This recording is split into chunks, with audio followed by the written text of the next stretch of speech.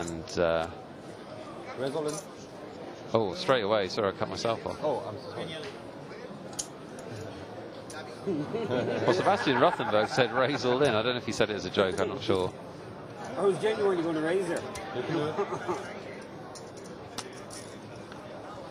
All right, Fitton's going to be first under the gun, and he's going to fold. We have a hand. Sebastian announces all in. This one.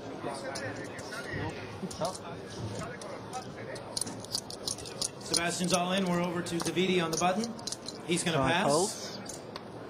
Daniele's going to pass as well. And Sebastian's going to take the pot.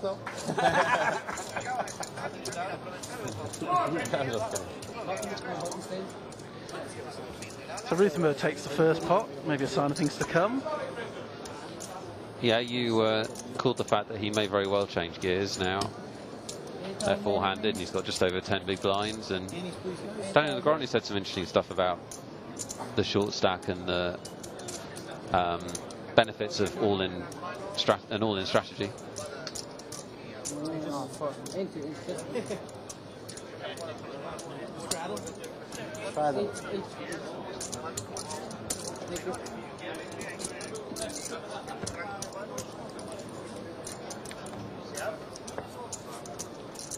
All right, Sebastian's going to be first under the gun. The button will be on Davide Katai. Sebastian will be first to speak. Short-handed poker is always interesting, isn't it, Alex, because of the different pressures for each position. He'll pass as well, just the blinds now. Daniele in the small blind. Obviously, you're going to see a lot more blind battles.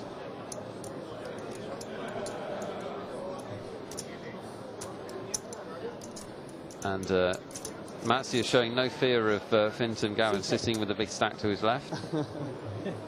Finton asks him to check, but instead he's going to raise and make it 180,000. Start to raise, 3 times a big blind. 100,000 chip raise. I know we're 48, aren't we? Yeah, we're 48, so a little bit less than that. And normally you'd raise more from the small blind into the big blind because you don't want to give him any implied odds to play a hand in position. Flop comes deuce of spades, 10 of diamonds, queen of spades. That's a bit of an action flop. Daniele checks, Finton moves checking all all in there. Very quickly puts him all in for his remaining, well, around about 1 million chips.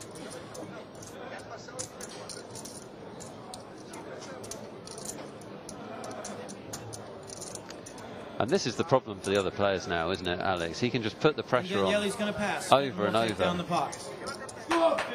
He'd wish he'd raised more, perhaps pre-flop there, like as you said.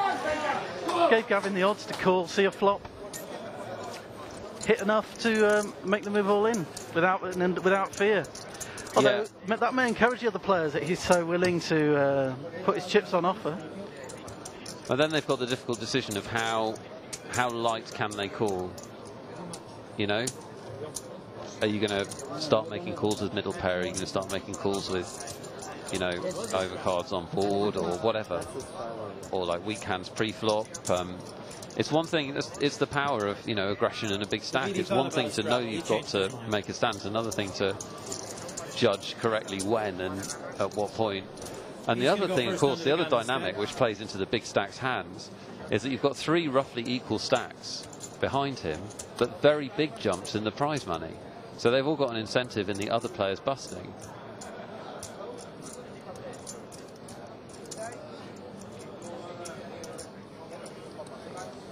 But yet they can't sit still either and get eaten up by blinds which cost 130k plus per round. No, that is true. The next money jump is around about 100,000 euros. Very quick all in after the initial raise from Matsia.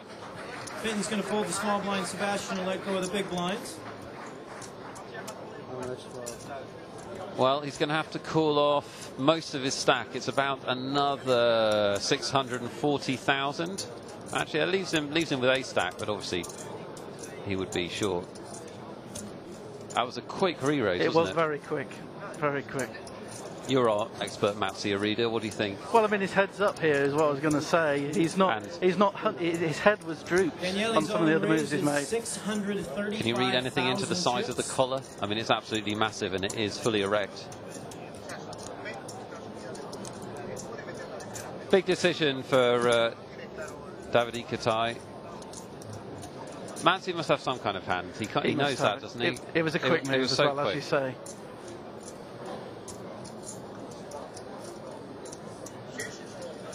Well, he's obviously shown himself to be a thinking player, David EPT. And this is a big decision for him. State the obvious, he hasn't done anything quickly, so we can rule out poor hands, we can rule out monsters. It looks like he wants to. It looks like he wants to put his chips in.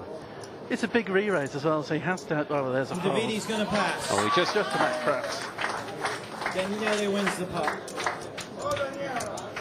Yeah, it could have been a bit of grandstanding, but more likely he had a, I don't know, some sort of maybe like a king 9 hand, or I don't know. It would have been a big call there, wouldn't it? 10 hand or something. Yeah, with high cards alone.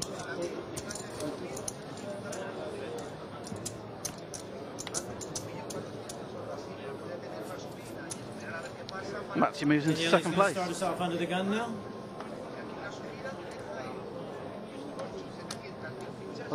He says all in again. While you're looking for someone to change gears, it could well be Daniele Matsuya. Small. Back over to Davidi in the big blind. Here we go again. How much is it? More than 9. He wants a count. Well, it's slightly more than last time, I guarantee you that. Maybe. Actually, they've got roughly the same stack. Matsuya has him covered just.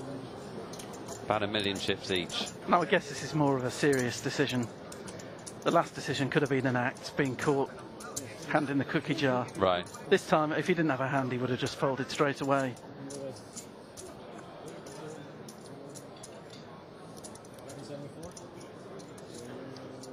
So we could certainly wonder whether there's some sort of ace involved. A hand like ace 7, ace 8 in this position would be a very, very tough decision to make.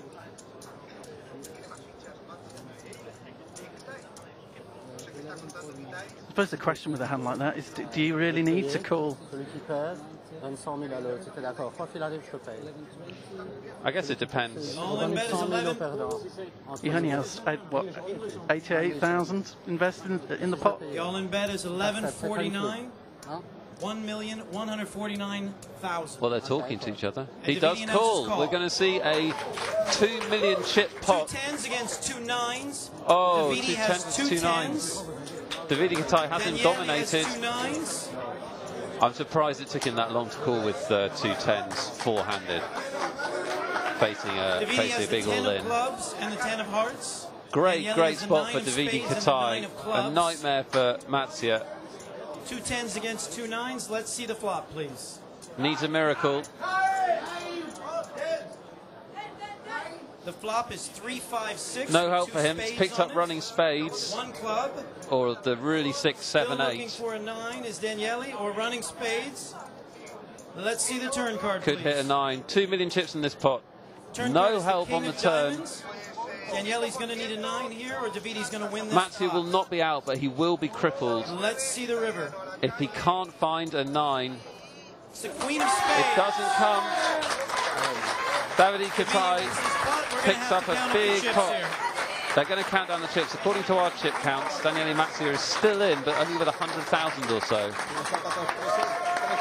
It was a hand that played itself there. Absolutely.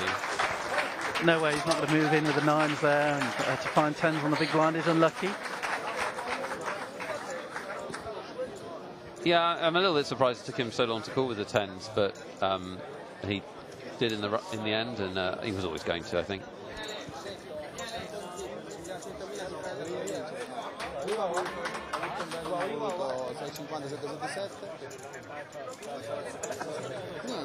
That catapults Katai up to over 2 million. So it hasn't taken long for one of the pack to emerge as a threat to the chip leader. Certainly not over by any means. Davidi had 1,048,000 in chips. So Daniele had him covered and is not eliminated in 4th place. Daniele had 1,149,000. Davide has